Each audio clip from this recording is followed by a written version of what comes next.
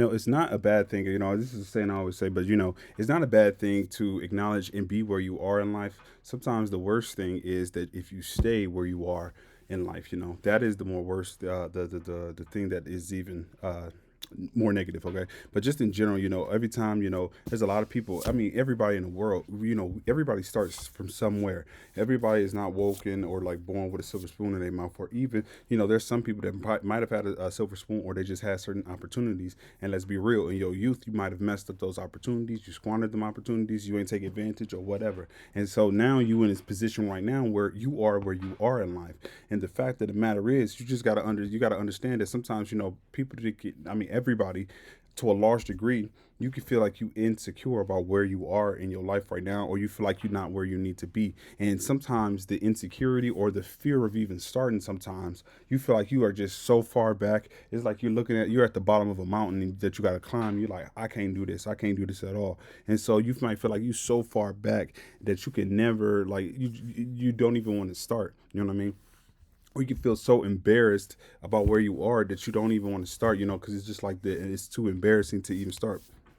And you got to understand that that's not a bad thing about where you are, and you got to acknowledge what you've done in the past. Just because you made mistakes in the past don't mean that you got to make mistakes in the future.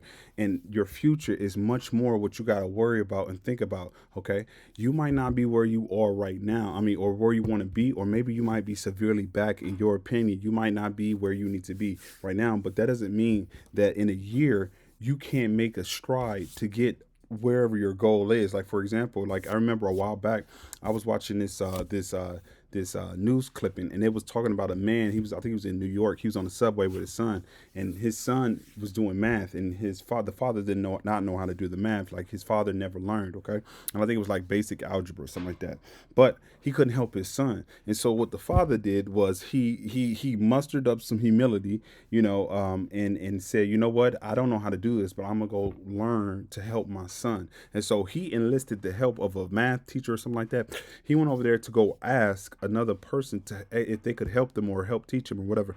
And the individual agreed, and and he was working with this person over and over again. And at first, he didn't know the algebra, he didn't know how to do it, but in time, he learned, and then he was able to put that into his son. He was able to actually help his son after some time that he learned, or they were working together. But and the point of this whole situation and scenario is the father, he put away his pride enough to admit that he did not know how to do it, and then he put away his pride even more so to not only admit it, but to his son, but to himself, and then even more so, he even went out and got help from another individual, and he took the time to work diligently on figuring this stuff out, therefore, so he can now help his son with the information. And that's a powerful doggone story that happened there, because it shows you a lot about how this father, what he did. And imagine with the father, the values and the lessons that he imparted onto his son. You know what I'm saying? Like, with being open and admitting that you don't know something, and when you don't know something, you working hard to go try to figure out the solution. And it wasn't overnight that he learned the solution, but he learned it. I always say this too, is some people, man, they barely know how to read. You know what I'm saying? Like, they don't know how to read that well. And again, you could be a grown man or whatever in 2023. It could be embarrassing to say, like, I don't know how to read, or I don't know how to do this and this. And again, just like in the scenario with the other man up over here, you got to start off somewhere. You know what I'm saying? Like, you just got to chalk up the deuces and understand, okay, maybe you did do something in life. Maybe your past, you had nothing to do with it. Maybe you and your moms or your dads or whatever, y'all was bouncing all over the place, and it's like, it was hard for you to even get into the doggone classroom or whatever. But for whatever reason, you just didn't get what you needed at that time. And it's like, it could be scary admitting that, because people around you, if you around the wrong people, they'll sit there and clown you for that. You know what I mean? And then if you even have the nerve to get up and say, I'm gonna try to change this, again, some of these people will clown you, but that's when you'll realize that you need to get the hell away from these people, because these people are not there for you. A person that's really there for you is not going to sit there and try to clown you when you admitting that you don't know how to do something. That's a very kind of vulnerable thing for people to do. And again, as a man, a lot of times it can be hard opening up and showing that type of vulnerability, and even admitting it to anybody, damn near to yourself. But like, it can be hard, because it's like, as a man, you always want to be a pillar of strength. You don't ever want to look weak, but you got to be real with yourself. And this situation, you don't know how to read. You don't know how to, and so you can only get so far, without that fact. And so you could be scared of exposing that fact because it's like it's a vulnerability. You might feel like you stupid. You might feel like you're not that tight, that intelligent or that much brilliant, And so it can really hinder you in so many different ways in your life. You might be living a shame or fear based type of a lifestyle because of the fact that you don't know how to read. You know what I'm saying? But the fact of the matter is just because you're in that spot tomorrow, you sometimes got to admit to yourself where you are today and who you are today, and be real with yourself and accept it for what it is. But the thing that you also can come to grips to and understand is that you don't need to stay to be that person. Okay, just because you don't know how to read today, don't mean that you're not going to be able to read in a couple of like heck next year. Sometimes what you can do is, and what you can do is, you can start by the basics.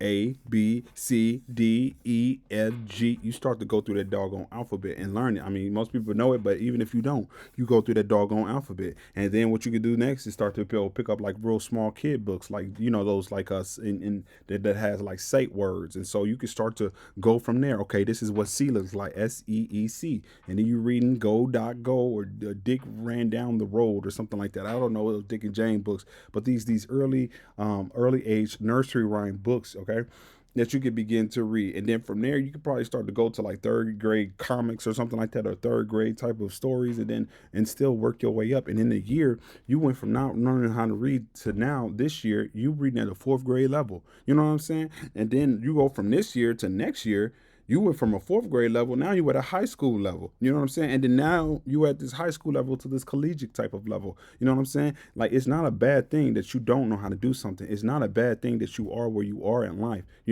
Yes, you might have messed your life up in a way where you didn't take advantage of something in the past. You gotta sometimes accept that for what it is, and accept, okay, that's the situation that I'm in.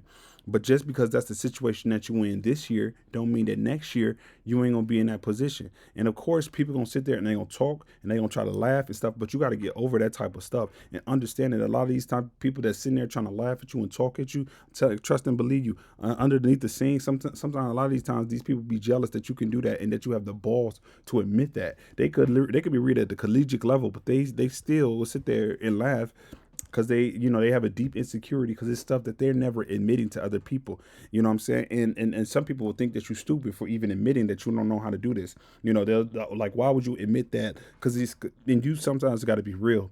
Like, I admitted it because it was the truth, and I can't sit here my whole damn life afraid of what people gonna think about me. Look, if people know I can't read, they just gonna know I can't read. But I bet you that ass, I'm next year I'm gonna be reading at the goddamn fourth grade level, okay? And then I guarantee the year after that I'm gonna be here.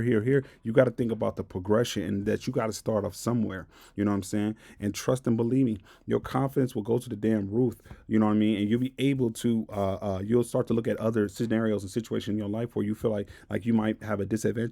I'm telling you, when you work at something and you are able to persevere, the small goals will help you, give you the boost of confidence to understand, like, wow, I can achieve a bigger goal, or I can achieve a bigger, and you keep on knocking out these smaller goals. I'm telling you, your confidence will go through the roof. But running from it your whole life and like being afraid to admit it, I'm telling you, it ain't gonna do nothing but hurt you in the long run. You might be feeling good right now because people don't know, or you don't have to expose that stuff. But in the long run, man, you always gonna have that negative feeling in your stomach because you know damn well you can't read like that. You know what I'm saying? It's not a bad thing that you can't do something. It's not a bad thing that you are where you are in life. The more important thing is what the hell you gonna do today to ensure that your tomorrow is better than what it is today. So with all that being said, I catch y'all on the flip side. Peace.